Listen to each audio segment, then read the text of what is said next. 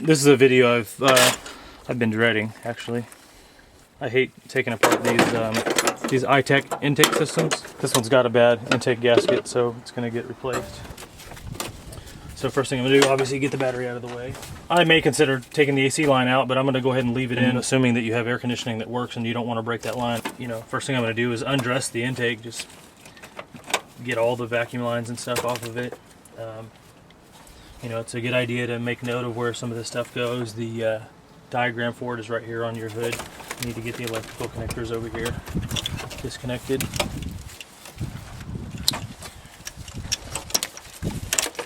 There's a 10mm nut right here that some wires ground to the end. You gotta get that off. Okay, you've got your coolant temperature sensor. Plugs in right down here at the bottom front of the intake. It's a yellow wire with black stripe down it. It's got a red band on it. You've got the fuel supply line right here that you need to get off. Vacuum lines. More vacuum lines. There's a fuel return line down here that you gotta get off.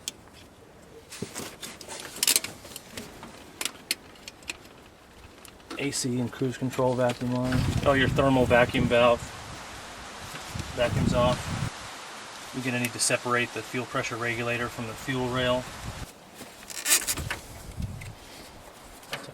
Just let the fuel pressure regulator stay with the bottom side of the main intake.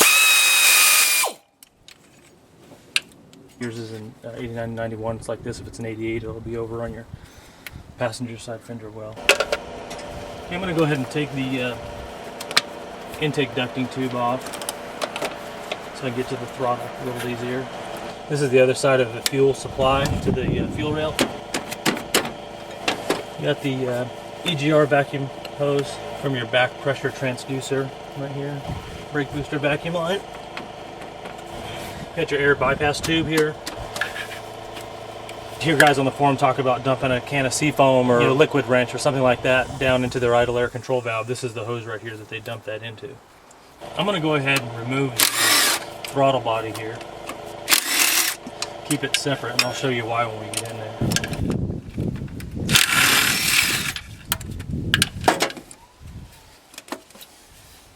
Now the reason I'm doing this is because this throttle is actually more connected to the bottom part of the intake manifold than it is the top. I'm just going to get the whole top section out of the way.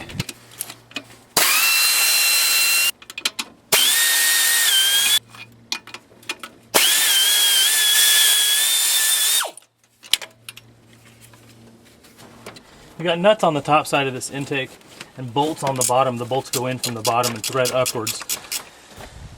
You've got your EGR pipe that comes in from the exhaust into the top, the upper portion of the intake manifold here. And it is usually nearly impossible, you know, or a real pain. I hate this. I hate this thing. This is why I always cut these. This is one of the reasons I like the carburation so much. You never have to deal with this thing again, as long as you let it. Oh. That's one of the reasons right there.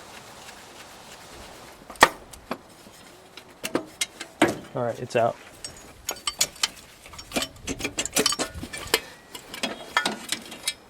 All I got to do is get this thing out of the way so that I can get to these nuts, so that I can get the intake off. I'm going to get the water pipe loose here.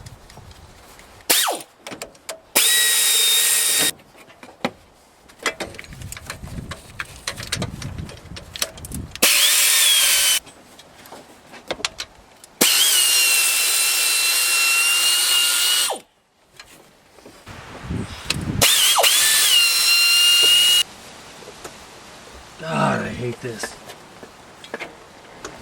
This is the shit right here. Makes you never want to do one of these again. Carburation, man. Carburetor. Be done with it. Don't fuck with this all your life. Don't deal with this shit all your life.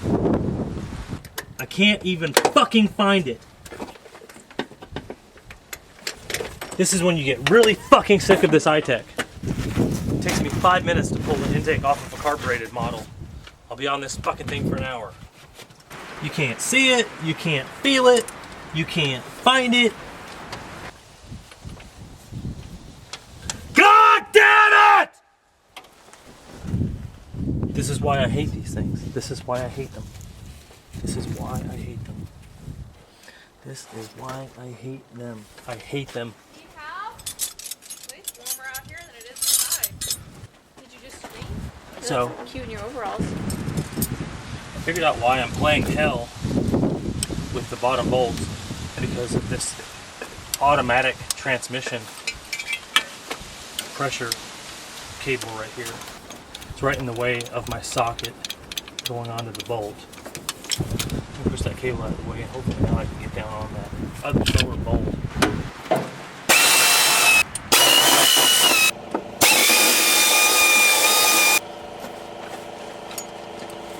I'm hitting the bracket. There's this bracket that sticks up and holds all the wiring and all the vacuum stuff in the way. Could have had the whole cylinder head off by now. There we go. You've got your automatic transmission cable you got to get loose. Now we're still on this one long stud in the middle. There.